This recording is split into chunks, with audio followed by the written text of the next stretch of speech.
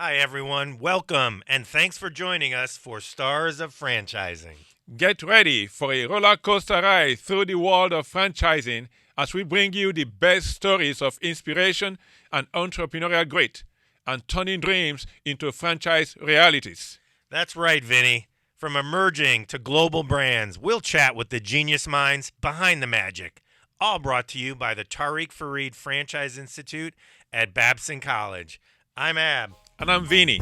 Now, buckle up for some serious inspiration.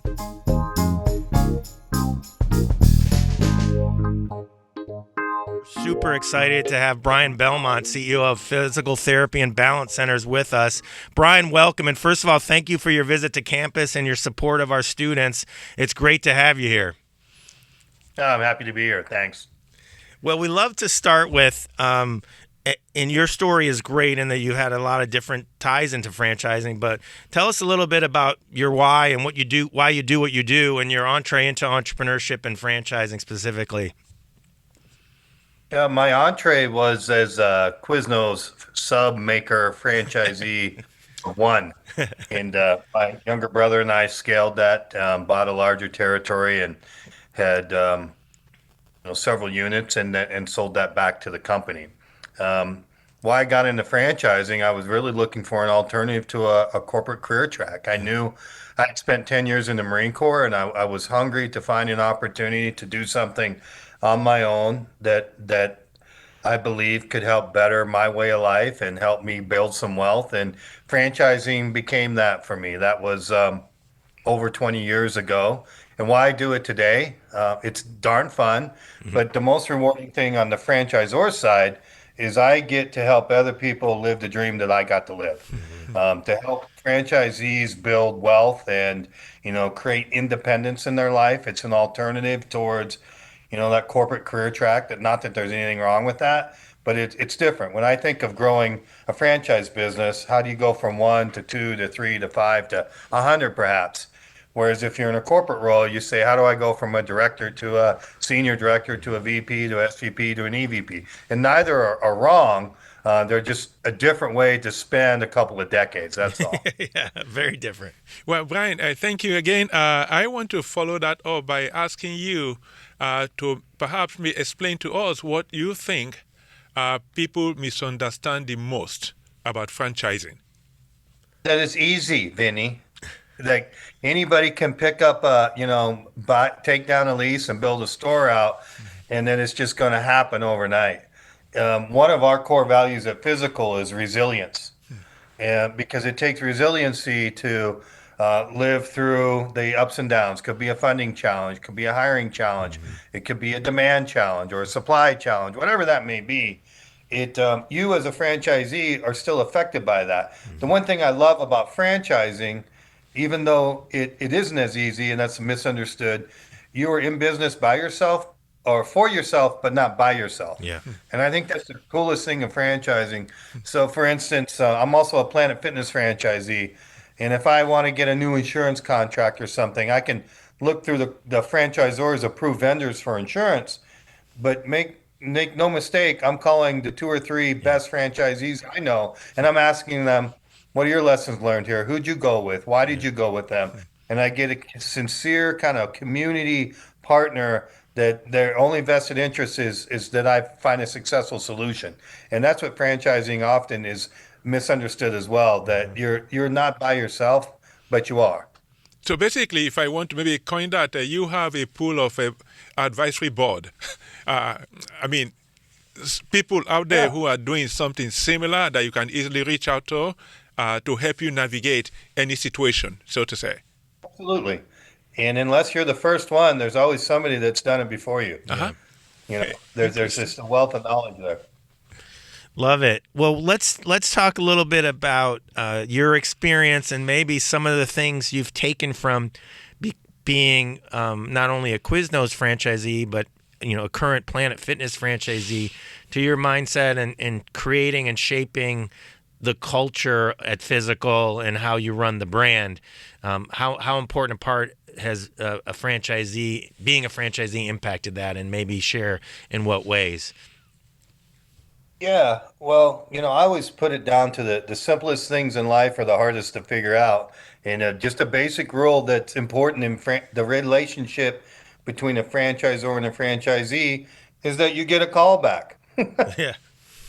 Can you imagine you just spent, several $100,000, maybe $1 million. You bought the rights to this territory, you open it up, and now you're in your support process of opening and you don't know who to call or nobody gives you a call back. So my lens is always what is the journey from sale to open and then post opening? And as a franchisor, how do we make sure that no franchisee gets left behind? Because I've been a franchisee and I felt like, maybe they don't give a darn about me. And it's not because they don't, it's just they don't have the systems and processes and Yeah. people established early enough to ensure that my pathway to success is as good as it can be.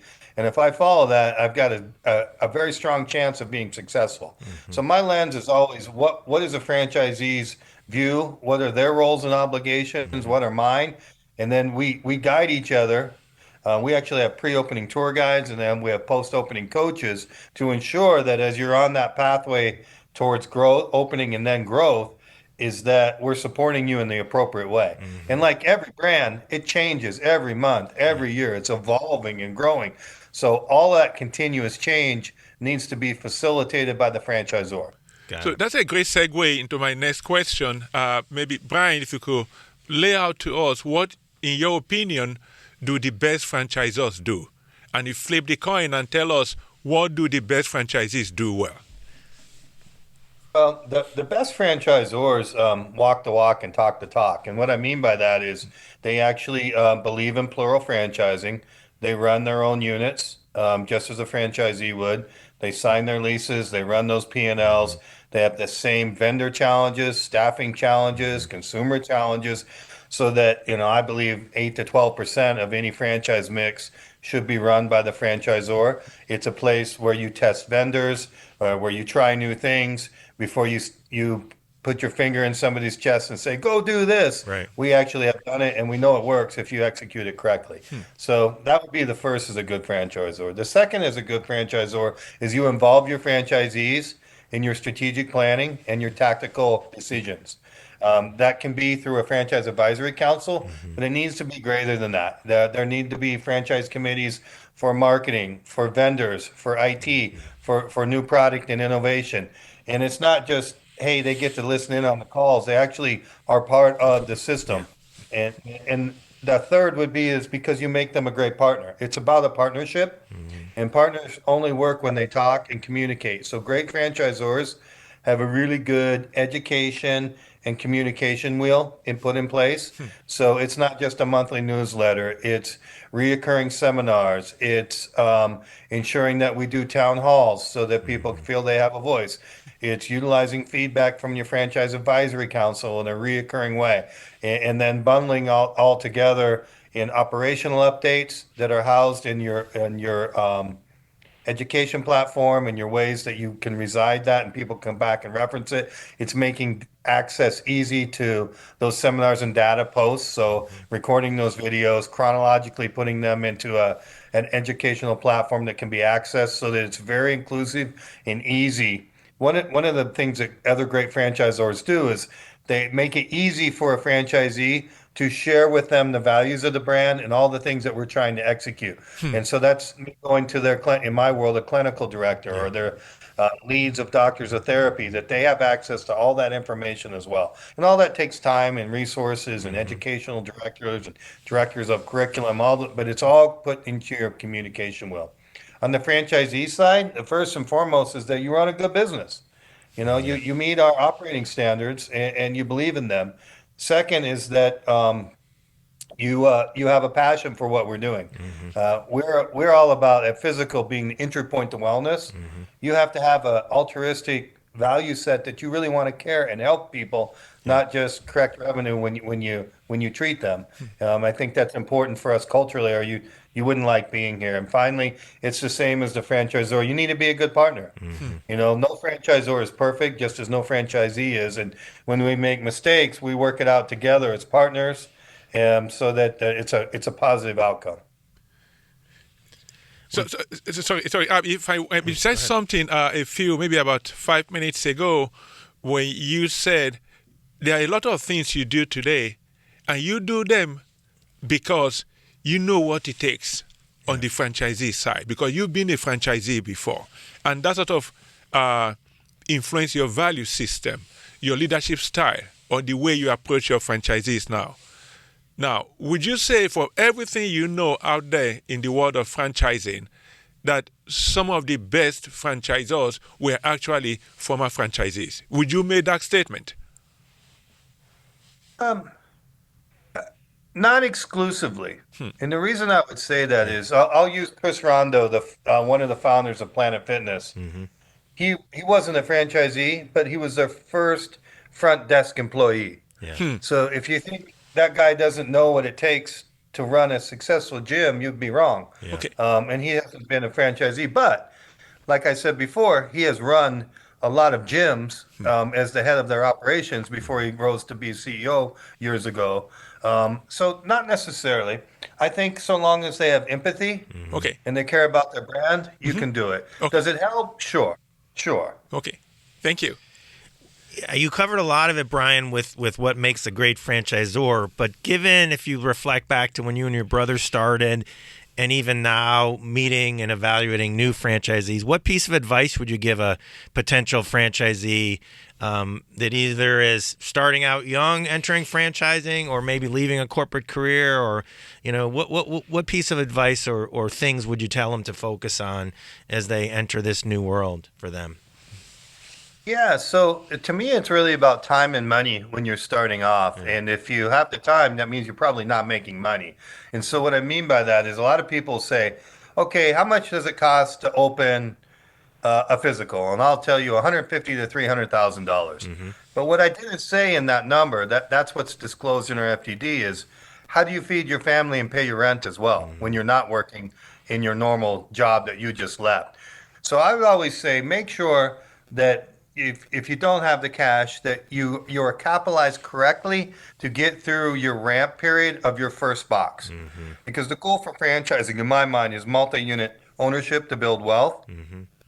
The most important one is your next one. So when you're starting on your first, you might need the capital to start and run that business, but people forget that they have lives, whether it's themselves or they have family or obligations, that it typically takes more money than you thought it would to do your first one. Yeah. Right. So it sounds like what you're saying, and we try to stress this as well, which I love that you're focused on, that is funding whatever that time to break even or profitability, 6 months cash flow, 8 months, 9 months, and then always think ahead to that next unit if that's your goal to create wealth through multi-unit, right? Yep. And I just always think people forget about, their home when they do that. Yeah. If you really looked at why a lot of folks have potentially failed in their early part of franchising, is just they underestimated the amount of time and capital it might take beyond just what their disclosure docs told them. Got it. Hey, Brian, I'm going to take you back to something you said when you were answering the question about what people misunderstand the most about franchising. You hit the nail on the head when you said they think, for instance, it's easy. Okay. And in parallel to that, they think, okay, it's easy, therefore it's not entrepreneurship. And they said, you cannot put franchising and entrepreneurship in the same bucket. They are two completely different things. How would you respond to that? Well, I immediately disagree with you completely. Because, and the reason I'd say that we were just talking about cash to start. I mean, what entrepreneur doesn't put it all on the line? Yeah. First of all, it takes a lot of effort to find the right franchise concept that you believe and have a pension. That's our passion for. It's that's a lot of work in itself. And second to that, when you sign a lease, you sign a note, you leave your corporate job that has a bunch of security. I don't know what is more entrepreneurial than starting your own small business. You just might happen to be doing it with another brand and concept, but at the end of the day, you're signing that lease. It's your capital. It's your time. It's completely independent. Again, you're in business for yourself, but not by yourself. Is how I always say it. Great. Thank you. Brian, I want to talk a little bit about innovation. especially coming out of the pandemic or during the pandemic. Can you talk a little bit about, and you talked about resilience, about what you saw and experienced resiliency-wise within the physical system and maybe some innovation that was born out of the pandemic? Yeah, it's interesting. Our business is primarily outpatient physical therapy, which converts itself to thinking very manual treatment, hands-on, and you certainly couldn't do that during the pandemic.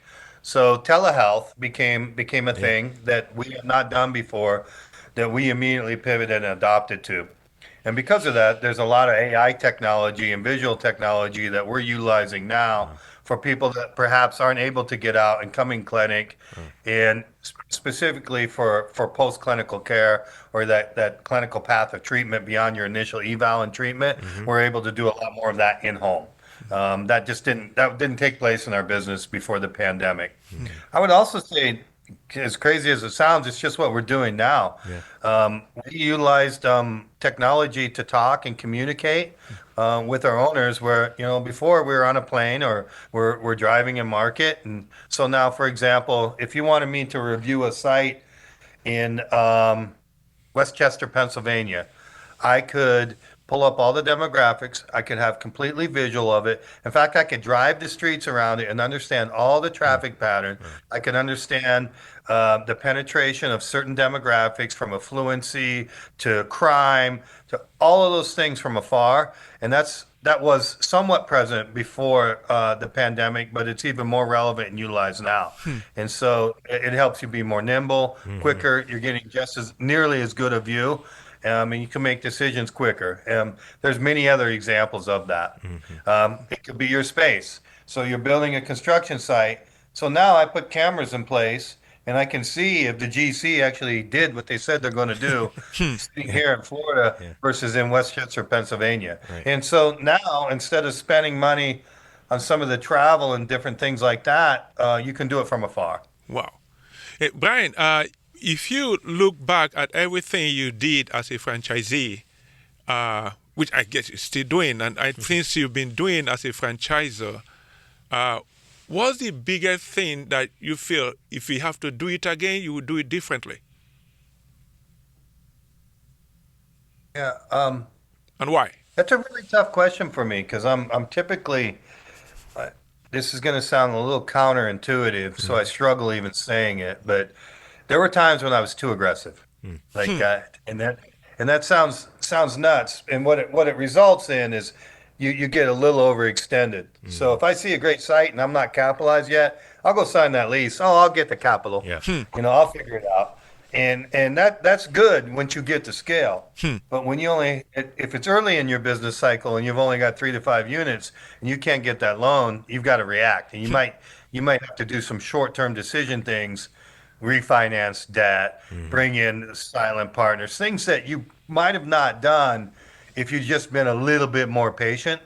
And so now, I didn't know all those things at the time. I just thought, die by omission, not commission. I'm an old football player at heart. I'm going to hit the hole, But at the end of the day, being a bit more strategic early on would have helped me, because I think, the outcome probably would have been the same, but I would have probably been in a healthier business, a healthier balance sheet coming out of it at times. Okay, thank you.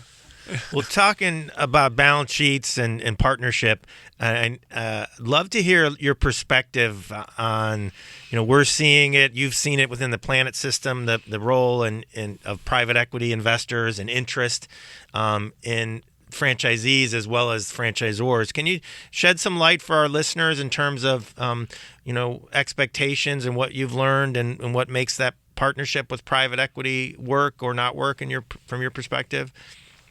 Yeah, and every brand I've been with, at some point in time, whether it's with the founder or me as the CEO, I've been involved with private equity. And part of the reason is it gives the founding group ability to take some chips off the table, bring in a partner that perhaps either minority or majority, and they get to monetize all that they've built. So, and that's positive. But at the same time, where more importantly, I believe, it helps you put the capital in the business in order to scale and grow it. So as an example, at Physical, I mean, we have almost tripled in the just under 5 years that our equity group has owned us. And the only way I did that is because of massive cash infusion. We have over 500 employees today. When I got here, there were about 100, and there were really about 10 in any support roles. Our corporate office is 45, 50 people. We've got fully built out departments with senior execs that really know how to help and grow this business. Without that capital support from my equity group, that would never happen. Yeah. At the same time, it provides a pathway towards a potential exit for other people. So equity typically is at least the mid markets that I work in, is a 3 to 5 year investment, and their real goal is to make sure that their limited partners can exceed what's going on in the stock market. So and they're looking for growth, call it above 12%, Yeah. and they're looking for a 2.5, 3 times their money. They're going to love physical, and they love franchising specifically because we can accelerate growth in such a scalable way. Yeah. Brian, is there any trend, any current trend you think will shape the future of franchising? Well, I was talking with Scott, who you're going to talk with later, our head of development, and like, what is that? At the end of the day, I think the future trends are something you haven't seen yet. Yeah. So one of the tenets of franchising I've talked to Ab about is that, it's what's that next niche. Yeah. So make it up. You might not hear of a Quiznos. Half our listeners might not even know what it is today. But back when it started, that was the best toasted sandwich Yeah. you could ever have. No doubt. Like nobody had ever seen it. Like it didn't exist in the marketplace in that way. For physical, no one treats balance and fall prevention the way we do. It's not scalable. So I think it's the next niche thing Yeah. that's disruptive to any market segment. Franchising is typically, not always, it's not like we're a big tech company. I'm going to come up with the next best AI thing that's going to change the world. We are consumer facing typically. We're providing a service, we're providing a product. And it's all started in food, but it's evolved into many other areas. We're the real first in true healthcare. There are no other franchises in healthcare. So I think it's the next segment that hasn't Yeah. benefited from what franchising can do in any given segment. Wow. You covered part of it. I was going to ask you, given your background as a franchisee with Planet, a very strong brand and established, what drew you and brought you to take the reins and lead the growth for physical, and presumably part of it maybe was what you just described on its innovative approach. But can you talk a little bit about where the company was when you joined, what drew you there, but also for our listeners who are either contemplating, maybe they're a 20-unit or 10-unit franchisor or more, or want to be a franchisor, some guidance on scaling and growth and building ahead of the curve, or just what advice would you give to folks that are trying to do what you did and scale like you did at Physical? Yeah, so the first part, why I came here, I did hit it already. It's to be the entry point to wellness. Yeah.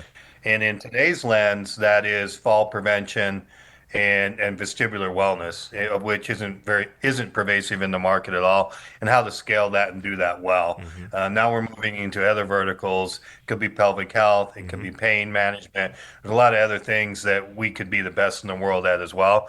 But our whole goal is to be the entry point to wellness. It's not just outpatient physical therapy. Yeah. That could be so many things. Imagine if I have 1,500, 2,000 owner operator physical therapies out there, what we could do. Yeah. The way we could change community health is pervasive, and it's all the reasons why healthcare needs to improve in the U.S. So that's my passion there. To become a franchisor, it's all about proof of concept. Right. So I have this thing in franchising, I call it, how rugged is the four walls of the box you're building? So can an average Joe Schmo like me, who's probably not the guy you want to take in your ACT coming out of college, how did I do it? How was I able to figure out that, all these different mousetraps and be successful? It's because the concepts I picked had proof of concept, meaning they were rugged enough that above average or an average person as long as they have the right work ethic and tenacity, can execute them, you're going to be successful. Because the harder the trap is, the harder it is to operate. The more levers there are that can go wrong. Yeah. And so when you think of different franchises, physical is incredibly complicated actually because it's the business of medicine. Yeah. So we're specific about who we partner with because we want to be open about that. If I go to Vinny and I say, Vinny, you don't know anything about medicine, and if you don't have to get a doctor of therapy to run a box, I would be lying to him. Yeah. Because you do, because you don't do medicine, so you're going to need a doctor of therapy. So I think it beyond just proof of concept. It's being honest about how you are going to go to market. Yeah. Like what's it going to really take, and the franchisors that do that right versus just selling and fogging up a mirror are more successful. Easier said than done, but you have to be honest with yourself if you're going to franchise. Got it. Well, Brian, what is it that franchising has taught you that you think every person should try to learn at some point in their lives?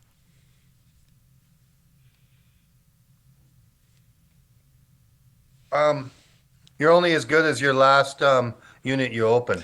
Every new one's different. It has a new flavor. You can't take any of it for granted. You always got to kind of have your hand on the stick and be moving forward. Because if you stop, the market will get up and around you and consume you. It's just not the way it works. You have to always be growing.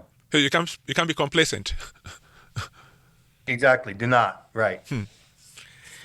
Hey, Brian, one of the things that we've talked to people about, and it's this intersection, and your brand, I think, represents it's the intersection of franchising and community and social impact, DEI and an opportunity to make an impact in the community. Can you talk a little bit about that with respect to franchising and franchisees? A lot of people don't realize that those franchisees are local people in their markets running them, creating jobs and trying to impact their community. Can you talk a little bit about what that means to you?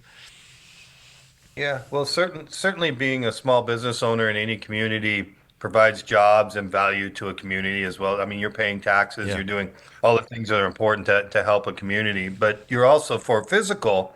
We're providing a service that you potentially couldn't get in the community if we weren't there. Yeah. And so beyond just fall prevention and vestibular wellness, there's a lot of other treatments we provide that being that entry point to wellness, I believe we're a valued add to that community. Yeah. A way that we express that is we're a national partner of Meals on Wheels. And for those not familiar with Meals on Wheels, it's somebody that potentially is a shut-in. They're not able to get out. And it's a nonprofit organization that's in nearly every community in the U.S. where they provide meals for folks that aren't able to get out. Well, what better tie-in for me to add value to our community with our franchisees, thousands of them, where we can help those people gain mobility. One of our other attributes is to gain independence, which is if you don't have mobility, you don't have independence. Right. So partnering with folks like that, we can impact that at a national as well as a local level. That's one base example of what might elude itself to care-based marketing, but we're not doing it for the press. We're doing it because it's the right thing to do in that community, and it makes our team live the values that we all share. Wow, this is amazing. Right? Well, Brian, thank you so much. We try to shed light on franchising and entrepreneurship and opportunity, but I mean, you clearly represent, which I think is great for our listeners. If you're evaluating a franchisor and a brand and a leadership team, what you should look out for, it's that empathy you talk about and recognition that the franchisees have to make money and be impactful. So I think that's great. We really appreciate your time today, but most importantly, your partnership and support of our students here at Babson, and we can't express our gratitude, and we look forward to doing more together. Brian, before I say thank you again, but before you leave, a question I was hoping to ask you, and that's I would like to know what keeps you awake at night with regards to being a franchisor and a franchisee at the same time. There's honestly there's a bunch of stuff, Vinny, but the thing that bothers me the most, I guess you might say, is kind of after the fact. If a franchisee isn't successful, and perhaps they need to sell or close, That's what keeps me up. You're as good as your franchisee, because that's somebody's livelihood. Yeah. That's their life. So if something that bothers me the most is that if we have failed a franchisee and not done what we signed up to do for them, it really does. It's and people have life changes, and Yeah. it's so how we handle that and work out. But at the end of the day, if it was on us and we failed there, that's what keeps me up. Wow. Hey, Brian, thank you so much. Thanks a lot. It was awesome. Yeah, thank you all. Thanks, Brian. Appreciate it, guys. All right. Thanks for joining us on this episode of Stars of Franchising.